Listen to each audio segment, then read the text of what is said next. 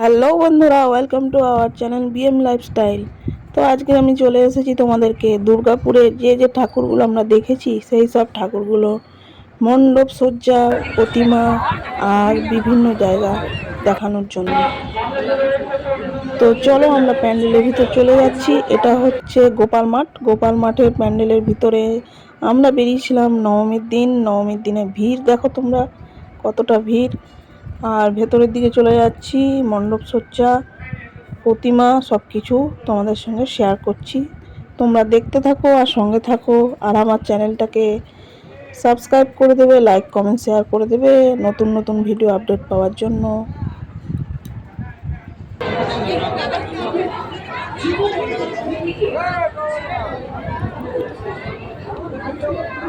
আমার বর পিছনে ছিল, আমি সামনের দিকে। প্রচণ্ড ভিড়, প্রচণ্ড, এতটাই ভিড় যে বেশিক্ষণ থাকা গেল না। তো আমরা সেকেন্ড প্যান্ডেলে চলে গেছি। ওইখানে বেরোনোর দৃশ্যটা তোমাদেরকে দেখাতে পারিনি কারণ ভিড় ছিল। আর তারপরে সেকেন্ড প্যান্ডেল হচ্ছে এটা মধ্যমাঞ্চল। মধ্যমাঞ্চলটি হয়েছিল রাজস্থানের। কিছু কাজ দেওয়া আছে এখানে, রাজস্থানের আয়না, রাজস্থানের বিভিন্ন রকমের যেগুলো হয় সেই সব জিনিস দিয়ে মণ্ডপটি সজ্জিত। তো তোমরা দেখতে থাকো। ভেতরের দিকে চলে যাব। এই দেখো কত সুন্দর ভেতরে কাজ করা রয়েছে, ছোট ছোট পুতুল দিয়ে মণ্ডপটি সজ্জিত। তারপরে ভেতরের দিকে ছাতা দিয়ে করা হয়েছে, খুব সুন্দর সুন্দর ছাতা, রঙিন রঙিন। এখানে সবাই সেলফি তুলছে। তো আমাদের মণ্ডপের ভেতর দেখা হয়ে গেছে। তারপরে একটু বাইরের দৃশ্যটা তোমাদের দেখিয়ে দিই। বাইরের দৃশ্যটা দেখিয়ে দিলাম। লাইটিং, ছোট মেলা বসেছিল, সেখানেও ঘোরা হয়নি আমাদের সময়ের অভাবে, কারণ অনেক ঠাকুর দেখতে হবে, বেশি সময় নেই। আর প্যান্ডেলের ভিড়ও আছে, তার মধ্যে সব কটা ঠাকুর কমপ্লিট করতে হবে। তো দেখা যাক আজকে কতটা ঠাকুর দেখতে পারি। তো এখানে আমি একটু দাঁড়িয়েছিলাম, তো আমার বড় অল্প ভিডিও করে নিল। এখানে খেজুর গাছ ছিল সবুজ রঙের, এখানে দাঁড়িয়ে কটা সেলফি তুলে নিয়েছিলাম আর ভিডিও করে নিয়েছিলাম। তারপরে আমরা বেরিয়ে যাব। তো বেরোতে গিয়ে রাস্তায় একটা প্যান্ডেল দেখতে পেলাম, ওইখানে একটু ভিডিও করে নিলাম। এই প্যান্ডেলের ভেতরে আমরা যাব। তো প্রথমে ভেবেছিলাম যাব না, তারপরে বললাম চলো ফাঁকা আছে, চলো দেখে নিই। তো এইটা হচ্ছে ডেভিডিয়ারের প্যান্ডেল। ডেভিডিয়ারের প্যান্ডেলটা প্রত্যেক বছর একটু সিম্পলের মধ্যে করে, তো এবছর তাই। কিন্তু সিম্পলের মধ্যে ভালো লেগেছিল আমার প্রতিমাটা। প্রতিমাটা দেখো তোমরা কত সুন্দর, দারুণ লাগলো। এবার চলে যাব নেক্সট কোথায় যাচ্ছি না, মার্কনিক। মার্কনি প্যান্ডেল এর দিকে যাব। তো এবার ঢুকছি ভেতর দিকে। প্রচণ্ড ভিড়, মার্কনিকের ভিড়, এতটাই ভিড়, সব থেকে বেশি ভিড় ছিল মার্কনিকে।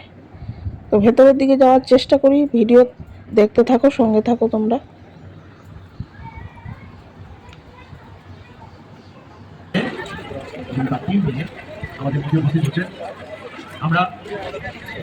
অনেকটাই রাস্তা আছে, আস্তে আস্তে একটা দুপা করে হাঁটছি।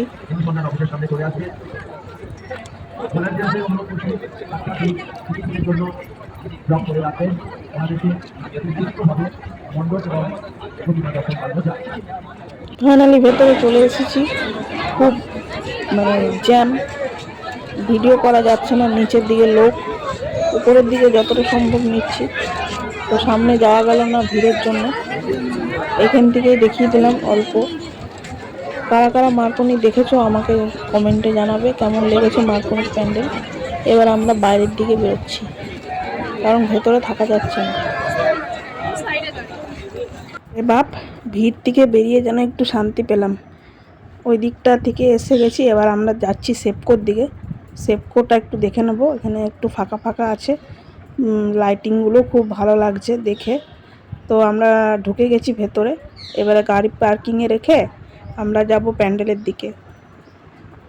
দেখো প্যান্ডেলের দিকে চলে এসেছি, প্যান্ডেলটা দেখাচ্ছি তোমাদেরকে। দেখো প্যান্ডেলটা খুব সুন্দর করেছে, বেশিরভাগ কাজ এখানে আছে, হাতের কাজ, কাজ, চুড়ি, বিভিন্ন রকমের মাটির জিনিস, হাতে বানানো সব এইসব দিয়ে প্যান্ডেলটা সাজানো হয়েছে। ভেতরের দিকে যাচ্ছি, তো উপরের কাজটাও দেখাচ্ছি তোমাদেরকে। এখানে ভীষণ আওয়াজ ছিল, তাই আওয়াজটা আমি মিউট করে দিয়েছি, কারণ আপনারা বুঝতে পারবেন না আমার ভয়েসটা, সেই জন্য। উপরের কাজগুলো দেখো, সব হাতের কাজ, সব মতি পুঁতি, কাচের চুড়ি, তারপরে আরও অনেক কিছু, ফিতে, এসব দিয়ে তৈরি প্রতিমা দেখে আমরা বেরিয়ে পড়ব। এবার আমরা চলে এসেছি বিহারে। বুদ্ধ বিহারের থিম তোমরা দেখবে একটু পরে। আমরা যাচ্ছি প্যান্ডেলের দিকে, প্যান্ডেলের দিকে গিয়েই তোমাদেরকে দেখাবো বুদ্ধ বিহার।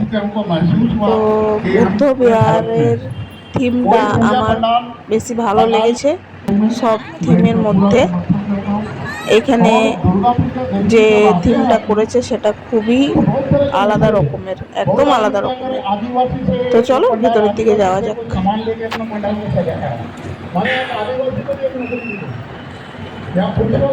ভেতরে আমরা প্রবেশ করে গেছি।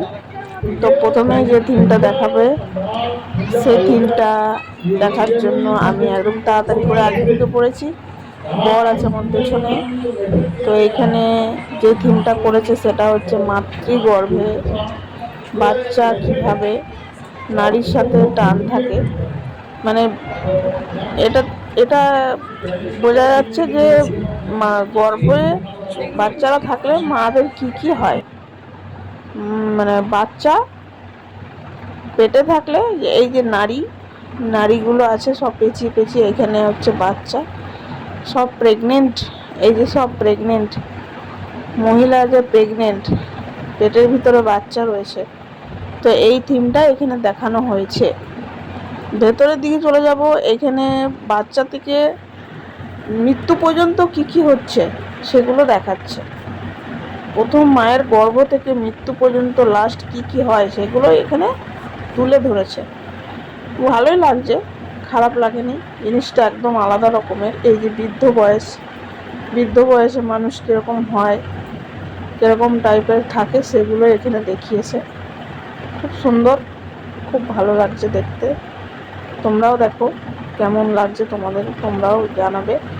আবার আশা করি অনেকেই দুর্গাপুরের ঠাকুর দেখেছো, এইসব থিমগুলো তোমাদের ভালো লেগেছে। তোমাদের কোন কোন ঠাকুর ভালো লেগেছে, কোন কোন প্যান্ডেল ভালো লেগেছে আমাকে কমেন্ট করে জানাবে, তাহলে আমারও ভালো লাগবে।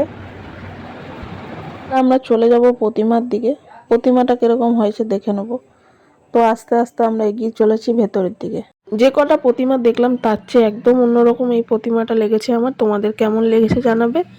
এটা হলো পার্ট 1। পার্ট 2 এর ভিডিও নিয়ে আবার আসছি।